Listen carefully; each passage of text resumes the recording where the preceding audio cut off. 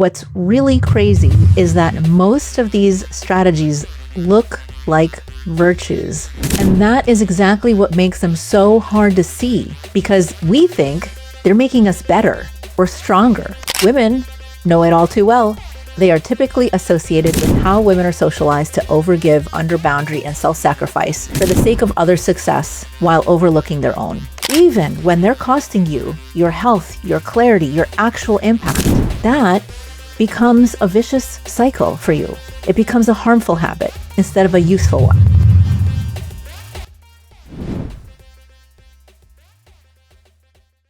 Last episode, we talked about the vicious cycle of never enough, a pattern that traps high-achieving leaders in a loop of overdoing and still never quite feeling like it's enough or getting the feedback that it's enough.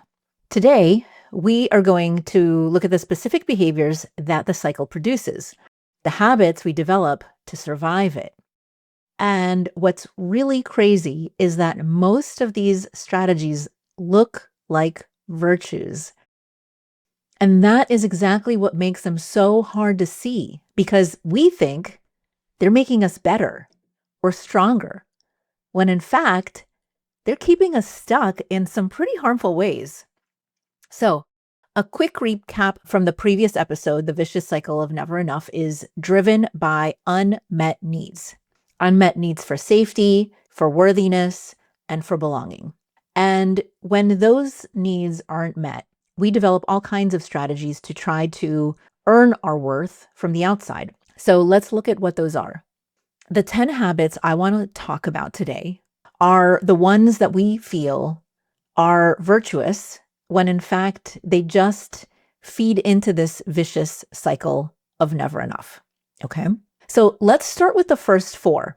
The first four are over-pleasing, overextending, over-nurturing, and over-editing. Does this already resonate for you? Okay, let's start with over-pleasing. Over-pleasing is, of course, constantly trying to meet other people's needs at the expense of your own needs and opinions, all for the sake of being accepted, getting approval, and demonstrating your worth or value. And sometimes it can also meet the need for safety and security if the environment or relationship is especially unhealthy. So it's like saying yes to too many people and projects. Now, overextending is not saying no enough. So as opposed to over-pleasing, which is saying yes too many times, too many people, too many projects, overextending is not saying enough of the no. And it includes taking on emotional labor, too many projects, and ignoring your own boundaries for the sake of proving your worth or value. The third one is over-nurturing. Over-nurturing is pouring everything into other people's goals and vision while quietly putting yours on hold. Again, it's trying to demonstrate your worth and value to others and overlooking developing your own worth and value to yourself. And finally, the fourth of this first four is over-editing. Over-editing is hiding aspects of who you are, self-silencing, and reshaping your communication style, or even how you look and present yourself, to minimize any conflict or avoid being labeled as too much or not quite right. We often do this to get our need for belonging met. Now, what do these first four habits have in common? Women know it all too well. They are typically associated with how women are socialized to overgive, under-boundary, and self-sacrifice for the sake of others' success while overlooking their own. And I'm going to put an emphasis on socialized. We're not born with this. We learn to do it. And I'll share a little bit more later, but let's look now at the next set of habits. The next three habits are overachieving, over-perfecting, and under-prioritizing. I'm going to describe them first. Try to think about what they have in common. I will let you know afterwards what they have in common as well. So let's start with overachieving. Overachieving is never stopping to ask whether this level of input and level of output is sustainable or even necessary. Of course, few people in a position of power or authority will ever complain of you overachieving, right? So the point is to keep you working towards a moving goalpost. It's never going to be enough.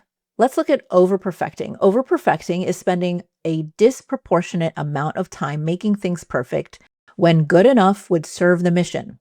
For women, this is complicated by the fact that we do actually get harsher criticism, so we learn to over-perfect in order to avoid or minimize that criticism, even though the reality is it will happen anyway. So we get stuck in that cycle, right? Okay, the last one in this next set of 3 is under-prioritizing. Under-prioritizing is treating everything as equally urgent, which means nothing gets your best strategic attention. And it is a great way to keep us overworking. So, guess what these 3 have in common? Yeah, it's how we're socialized, typically in capitalistic societies, to constantly produce, and set new goals, and still somehow never feel like it's enough. Okay, the final 3 harmful habits of these 10 are overvaluing the hero, overvaluing individualism, and over-persisting. Let's see what they're about and what they have in common. Overvaluing the hero is believing that leadership is an individual of extraordinary talent and extraordinary knowledge, and that they have all the answers, and if they need help, it's a sign of weakness. It's the Lone Ranger type, the superhero, the cowboy, the pull yourself up by the bootstraps mentality. We love overvaluing the hero in the US and other Western societies like this, but it sets most leaders up for failure, isolation, and burnout, right? At least the leaders that care, that aren't doing it just to win some kind of recognition, but actually doing it because they really want to do well. And if you remember my story about Elaine in the last episode, she really felt like she needed to do everything by herself, and she didn't even think about the system. Okay, the next one, overvaluing individualism. This is related and focuses on undervaluing collective strategy, which is not only a protective mechanism, but can minimize isolation and create better ideas. So without the collective strategy, you lose out on the social support and the creativity and really just not being alone. And finally, over-persisting.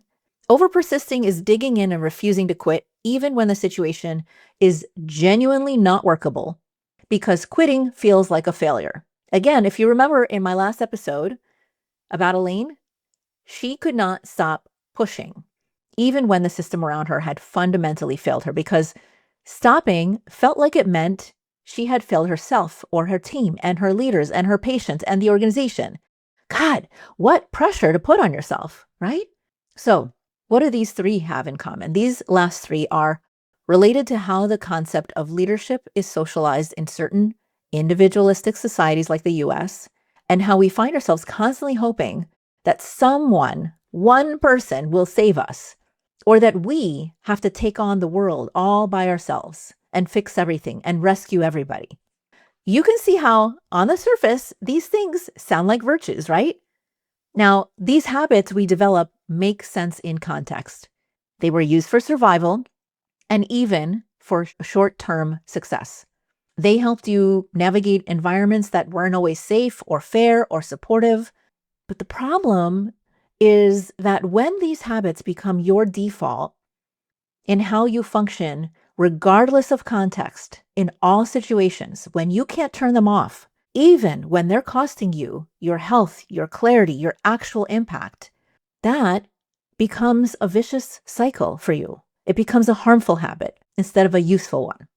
Now, the reason we get stuck doing these things is that we don't really have something else that works better, because the solution isn't just to stop, right? When I used to help veterans quit smoking, for example, which is another harmful habit developed to cope with hard things, the solution wasn't, oh yeah, just quit and you'll be all better. We get addicted to things that are highly rewarding, and short-term sporadic success is rewarding, but it's also punishing, just like cigarette smoking. So the solution isn't just to quit cold turkey, it's to have a much better replacement.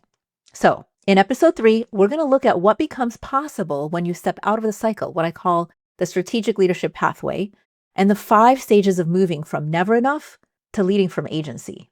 If this is resonating for you and you're ready to do this kind of work in a structured, supportive way, Strategic Leadership Resiliency Accelerator is open for enrollment now. It's 5 weeks, a small cohort, Fridays, April 24th through May 29th, 2026, from noon to 2 p.m. Eastern Time. And all details are linked in the show notes. So go to the show notes and check it out. And until then, I'm going to see you in episode 3. I'm Dr. Mira Brancu. This is The Hard Skills. Stay steady, stay present, and keep building those hard skills muscles.